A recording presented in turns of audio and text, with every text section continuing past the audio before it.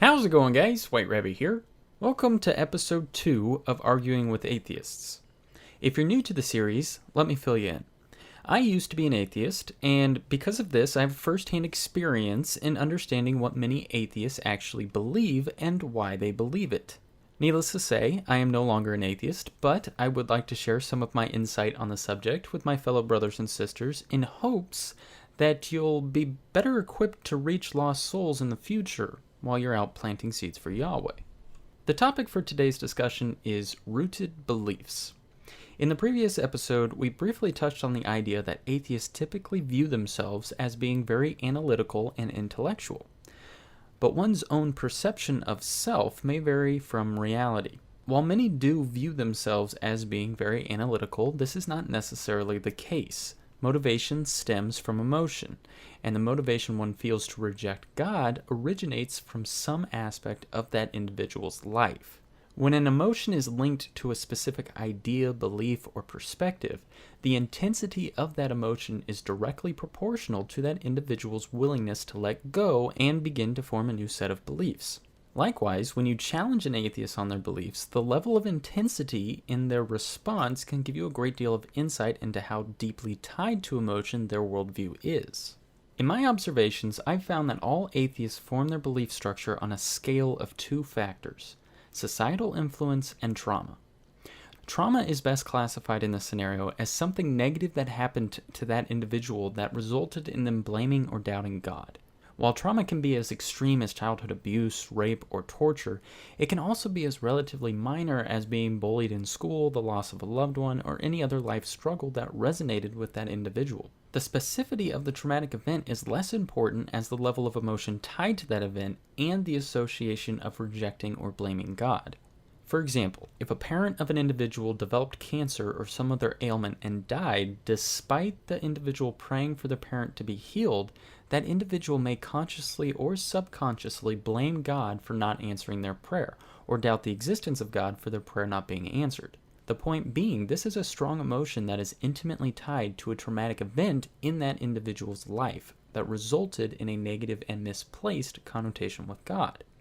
On the contrary, the societal influence aspect of the scale is less severe. This has far less to do with building a worldview based on emotion and more to do with the logical framework necessary to accept life without divine intervention. Societal influence can include friends, family, music, television, media, schooling, etc. Anything that has the potential to introduce and reinforce a naturalistic worldview from a third-party participant. The third-party participant, regardless of credentials, adds a level of credence to the narrative in the mind of the non-believer. By placing the third-party participant in an authoritative position on the subject, the non-believer is able to accept the naturalistic worldview with a sense of immunity by separating themselves from the origins of that belief. In other words, the individual is able to accept the information without feeling responsible for that information's accuracy, because they have placed a scapegoat between themselves and that information. However, because the scapegoat is also providing the information, peer influence bolsters the perspective. Now, because this information is separate from the individual, it lacks an emotional bond to the non-believer, giving the illusion of an analytical perspective void of emotional bias. Instead, the emotional bias is linked with the individual's inclination to trust the authoritative figure presenting the naturalistic worldview by way of the non-believer's traumatic associations.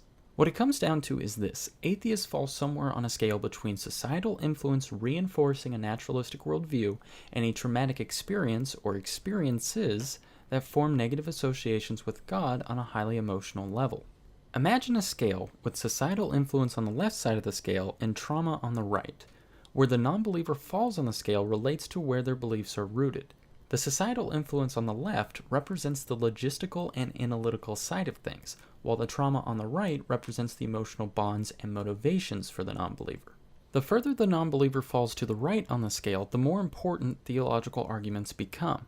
These arguments would include things like God being all good, why he deserves worship, where we go when we die, who goes to hell, and of course, unanswered prayers, just to name a few.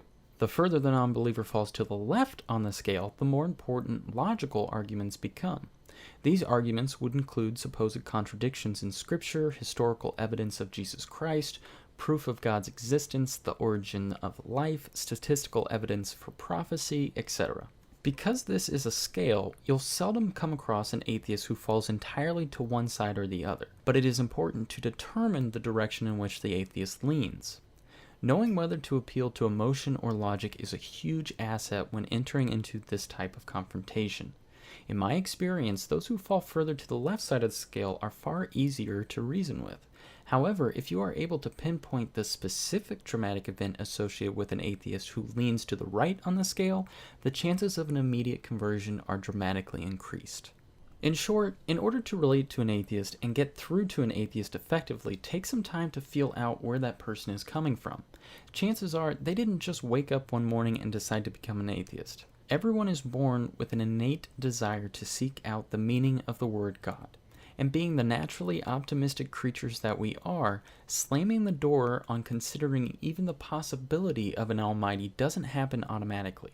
These people have deep-rooted reasons for the conclusions they have drawn. Never assume that an atheist is stupid simply because they disagree with you. Instead, try to figure out where their motivations are based and keep the discussion centered on the points that are most relevant to them.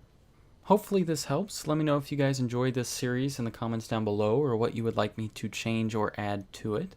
If you haven't already, please like and subscribe. Thanks, and God bless.